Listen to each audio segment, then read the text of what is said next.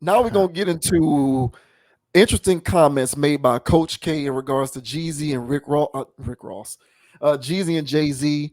So Coach K is the founder of a record label called Quality Control and Hip Hop. He was recently on a podcast and they got into a discussion about Jay Z and Jeezy. And Coach K believes that at Jeezy's height, he was more relevant than Jay Z. Jay Z is largely considered to be a goat to many people who follow this hip hop stuff. So the name of the podcast that Coach K was on is called Business Untitled. So we'll go ahead and provide a little context here, real quick. So this article from Hot New Hip Hop says Coach K argues Jeezy was more relevant than Jay Z at his peak. There's essentially an entire industry formed around controversial rap takes. For those willing to step outside the box, they're often given platforms online to spread opinions that spark controversy and generate discussion. Very few people are subject to more of those hot takes than Jay Z. He was once at the center of a famous online discourse over what was more valuable, a large sum of money or dinner with the rap mogul.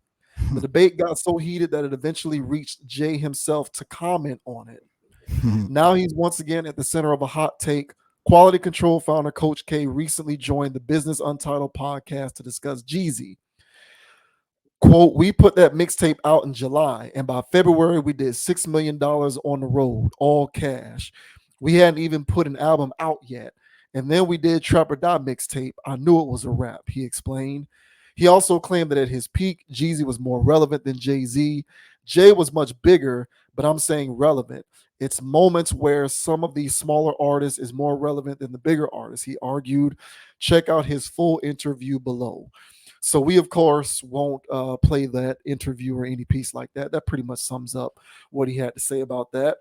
So obviously, to people in our age group, this is an interesting conversation because we were around for both of these guys when they were at their peaks.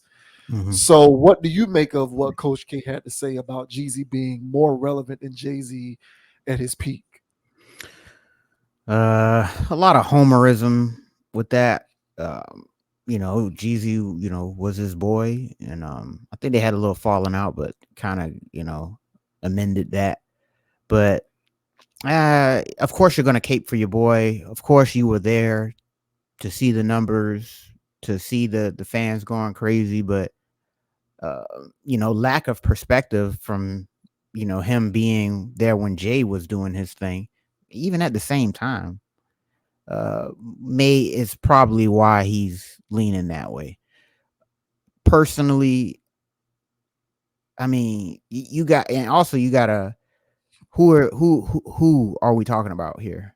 Who are the people that's consuming this? Who are the people that are putting Jeezy, over Jay at this point?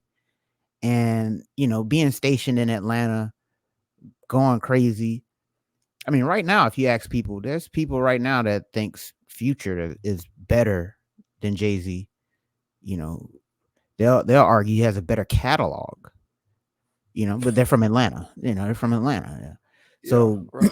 so Gucci, Jeezy, Future, Ti, Outkast, the list goes on. But these guys all have their jerseys numbers retired, even if they're still playing. Like, these guys are just, you know the top, dealing with Atlanta. So being stationed in that area, being around all of this stuff, of course, his judgment, in my opinion, is a little clouded. Personally, uh, and one more thing, I understand what he means by, when somebody first come out or whatever, that initial buzz. If Jay Z had a steady buzz, then Jeezy, peaked Right, right, past him. And he right. he can say that, but you can say that about anybody that had a good run, you know. So there's probably somebody that was peaking when Jeezy was peaking and had, or at his apex or whatever, and surpassed him. So making such a statement like that isn't really saying much either. So to me, I think this is just good PR. I think this is good, spinning the narrative to get people to actually go, man, maybe Jeezy, I should give Jeezy more credit, because Coach K is highly respected, bro. And Yeah. so, you drop his name anywhere, somebody, people going to start listening. Oh, what Coach K got to say, because he's been behind a lot of stuff. So his name has a lot of cachet. So for him to say this, I think this is more stirring a pot, narrative spinning, making you himself look even bigger and better because he was behind all of that. But personally, I don't think there was any point. I don't think there was any point, and I'm not even the biggest Jay-Z fan. Right. Yeah, Yeah. Yeah. but I don't think there was any point that Jeezy was bigger Right. than Jay-Z. I mean, honestly, like if there was a show at this peak that he's talking about, if there was a show in competing arenas in different, same proximity, but different arenas, same day, I think people would be clamoring more towards the Jay-Z stuff, in my opinion. There's gonna be the people that go to the Jeezy show, but they're gonna be people, man, Jay-Z and Jeezy are in town. Oh, I think a lot of people will be going to see Jay. Yeah, I Hmm. could be wrong. But how do you Hmm. feel about this, man? Do you think that Coach K has a point here that, well, Jeezy at some point, was bigger than Jay-Z? Honestly, I think it's debatable. Mm-hmm. So I don't think he's right, but I do think it's debatable. I think that you can't completely dismiss it. And the main reason why I think that is because like Andre 3000 in the topic that we just covered Mm-hmm. mentioned um capturing the zeitgeist of what's Mm-hmm. going on in the world and sort of Mm-hmm. being able to successfully ride that wave, right? Which Mm-hmm. is a great word, Mm-hmm. zeitgeist. So what I think Jeezy did Mm-hmm. was Jeezy was able to capture the zeitgeist of his generation better than Agreed. anybody. Like Agreed. so Jay-Z and that generation of rappers was like, we used to be in the streets. Now we rapping. But let me Mm-hmm. give you my stories of what used to go on back then when I was in the streets. And what I did to get to this point now, where now I'm in the studio and I'm rapping and I'm successful. The blueprint, right? But what Jay-Z's generation fostered was the next generation of rappers who were saying, "Hey man, we ain't just talking about what we used to do in these songs. We're now going to be talking about what we're still doing." Even though we're rapping. So what Jeezy was doing was saying, "Yeah, I'm in this rap studio, but I'm also still in the streets. I'm still doing this actively." And I think that So and I crazy. think that back in the 2005, 6, 7 period of time, you Mm-hmm. know, during that period of time, that's when you had a lot of these rappers coming out doing that. We're still in the Mm-hmm. streets, even though we in the booth too, even though we in the studio. So the zeitgeist of the time was street dudes still rapping, as Mm-hmm. opposed to Jay-Z's time, which is used to be street dudes and now we're rapping. And Mm-hmm. I think Jeezy captured that momentum better than anybody of his era. And so I think because he caught it at the right time and he did it the most effectively, there may have been this brief window where Jeezy was perhaps a little more relevant than him. So that's why I say it's debatable because Jeezy was lightning in a bottle. And like I remember being now, granted, to your point, a lot of this is regional as well. I Mm-hmm. wasn't up north. I wasn't in the Northeast. I wasn't nowhere but down here in Right. the South when Jeezy was popping off. So I Right. don't know how strong Jeezy was hitting in New York and some of these other places. I do know how strong Jay Z was hitting in the South, though, because I was down here. And when Jay Z was doing Blueprint 2 Black Album, when Jay Z put the Black Album out, the whole Miami was playing the Black Album, even them street dudes. So that's where his argument falls short because I can't speak to whether that equivalent of that up north or along the Northeast or whatever, where people like Jay Z are more popular naturally. I can't speak to whether that was taking place, but I do know for a fact that when Jay Z put the Black Album out, it was on fire down here, Mm-hmm. and you couldn't go nowhere without people playing that thing. Mm-hmm. And but what I will say is 2005 when he put out Thug Motivation 101. Jeezy, I'm talking about. Yeah, that was crazy. It was an epidemic. It was an Uh, epidemic. It it was an was. epidemic, and he captured he captured a very hard hitting zeitgeist within hip hop at the moment, which was hustlers who are still hustling but also rapping simultaneously. And there were other rappers who were doing it. Jeezy just did it the hardest. And with those beats and the production, you just didn't hear it prior to him. You never heard it like that before. Right. And so he kind of carried that momentum with, Thug Motivation 102. And then he dropped the recession. And then, like, My President is Black at the same time that the presidential race was going on. So I think it's debatable. I think an argument can be made because that's when Jeezy 2005 through 2008, I would say, Jeezy was at his peak. I think you Hmm. can debate during that time Jeezy being more relevant, but it's a regional conversation. So I don't know how hard Jeezy was hitting in other regions of the country, but if we want to take into account, like, let's say that we want to kind of do a diaspora and just for the sake of argument suggest that during Jeezy's peak, it was hitting as hard in other regions as it was in the South, you can debate that he was more relevant during that period of time. But I think if you remove that period of time, 2005 through 2008, there is no argument. But during that window, it's a debatable concept. Because I was out here and I remember what was going on when he was putting those albums out, and it was pandemonium. It Uh, was. it, it, it it was. So, from that standpoint, that's the only place where I think Coach K has a point. But if you remove those years and you're just talking in totality, I would say never at a point was there more relevance accorded to Jeezy than Jay Z. But it's all regional, and a lot of these musical conversations generally revolve around two things primarily: age/generations and locale. And so that's pretty much how you have to dissect these conversations. And so if you think about it along those lines, at the least, I would say at the most, it's debatable. Yeah, and I kind of, because even when I was saying competing arenas, I was like, man, I would have went to the Jeezy shows. My point. I know you would have went to Jay Z, Yeah, but yeah, but yeah, that's my thing. Like, yeah, I don't know. It is debatable in that window. Well, I think that was 2005. It had to have been. But I was at a gentleman's club. I was a young man. I was just trying to live my life, bro. I was at a gentleman's club and I was against Jeezy because the Boys in the Hood came out first, and I'm like, what is this, bro? Like another clown with snowman on the shirt? Get out of here, bro. But when those speakers, man, they were just, and I just mentioned it earlier in the earlier topic, man. 808s is my thing, man. If that beat knocking mine, that's like whoa. And first thing I heard was the beat, and then I heard him with his cadence going. I'm like, what the hell is that? Who raps like this? But then I'm like, this is going crazy. So I was like, yeah. damn it.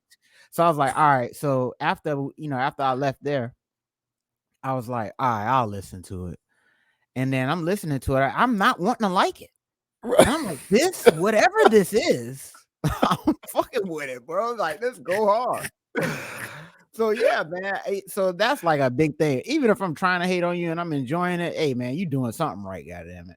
So Yeah. he did that. So that was a interesting window. I'll give you that.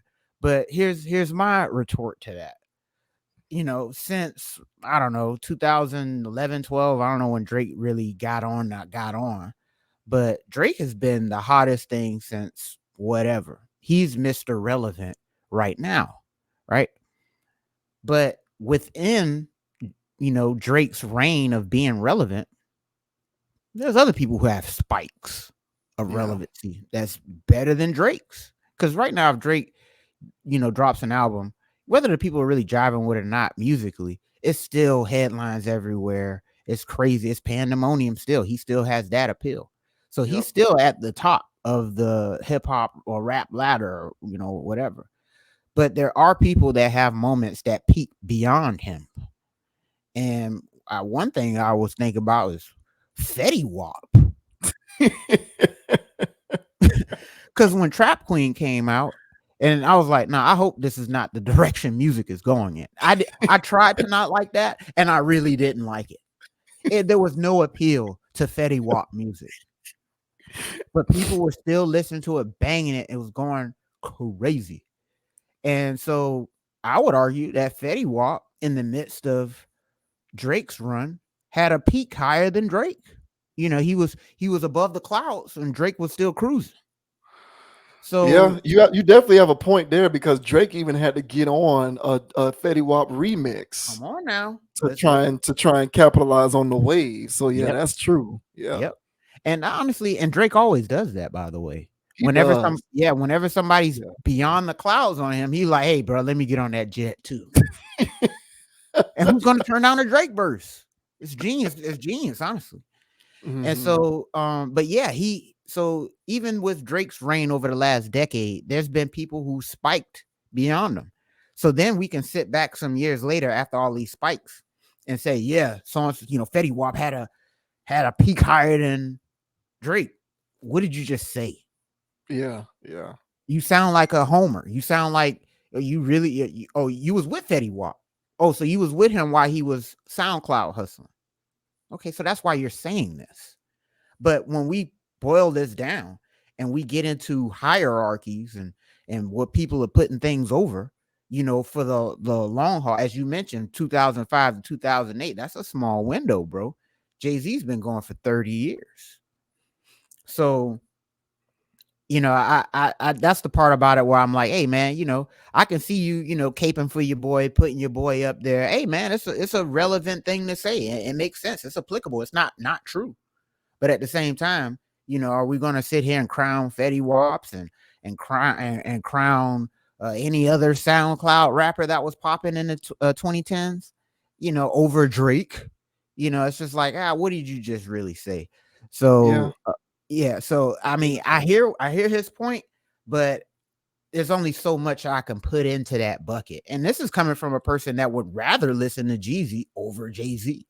yeah, But objectively, I can sit here and go, hey man, I get it's a subjective type of thing, but I still would not, Jay Z to me, and he's up there yeah, because the guy he because even in the midst of all of that stuff, and he was just doing a feature here or whatever there, he still would stop the presses. As soon as Jay Z mhm, came out with something, the presses stopped. So yeah, Jay Z wasn't yeah, even really making music in that window anyway. But if he was and he was competing against a Jeezy, well, then Jay Z's peak would have been higher. I would argue. But yeah. Yeah, yeah. go ahead. No, yeah, that's great. Yeah, no, I hear all of that, bro. I can't. That's why the most that I can give this conversation is that it's debatable. That's the Hmm. most that I can give it. I do think I hear your comparison. Because yeah, that Trap Queen, that for that summer, Oh, that when what for unbelievable. for that period of time when that song, and I lived in Tallahassee at the time that song was Yeah. out, College Town, and I mean Oh my God. there wasn't a single post on anybody's Instagram or whatever of spring break where you didn't hear that song. Yep. And I mean that song was getting played all over the place. And it kind of still does depending on where you go. Hmm. So I definitely hear your point. I would just contend that Fetty Wap's window of relevance was even not Jeezy's. Like Fetty No. Wap had like a year, whereas Right. Jeezy had like maybe 3 to 4. But nevertheless, I hear where you're coming from though, because that is true. And you bring up a good point about if you chronologically trace this, Jeezy's, like I said, I look at Jeezy's prime as 2005 to 2008. 2005 is when he put out Thug Motivation 101. 2000, I think 6 or 7 is when he put out 102. And then 2008 is when he put out The Recession. Hmm. So Jay Z was retired during this Yeah. period of time, Basically, yeah. right? So like from the it was 3 years between the Black Album and Kingdom Come, which was '03 to '06, and Jay Z started making music again in '06. So that was already more than half of Jeezy's peak. And then when Jay Z, and you're right, like whenever Jay Z put out a new album, it was like a damn event. Right. They had CNN talking about it and all of these different media outlets. It was like it was a damn movie because this guy was putting out a new album. So Mhm. I definitely hear where you're coming from. I would just say that it's only debatable because I just remember I can put myself back in that period of time, especially with 101. I can transport myself back there, and I remember what the streets was like when that music was popping, and it was pandemonium. It It, was. it, it was. So I'm willing to give it the debate, even if I wouldn't completely agree. But I hear where he's coming from. But I think overall, like in totality, it's no contest. But you do bring up a good point with the Fetty Wap thing because that Mm. was a thing too, and that song went crazy. So yeah, I hear that. Damn, that damn tricky, slimy, damn Drake. That damn Drake. What? Drake is slick like that. Let me get on this Fetty Wap track real quick. Boy, I swear, man. I was upset people kept falling for it. It just he's a, he would Drake he is would a do it. slick. He's a slickster. He's Yeah, a yeah. slickster. He's a Yeah. snake oil salesman. That damn Drake. Shout out to Fetty Wap, man. Shout out to Fetty Wap, bro. I ain't trying to throw you under the Yeah. bus, bro. Well, he's already under the jail. So what are you gonna Yeah, I do? know. Oh God damn. God.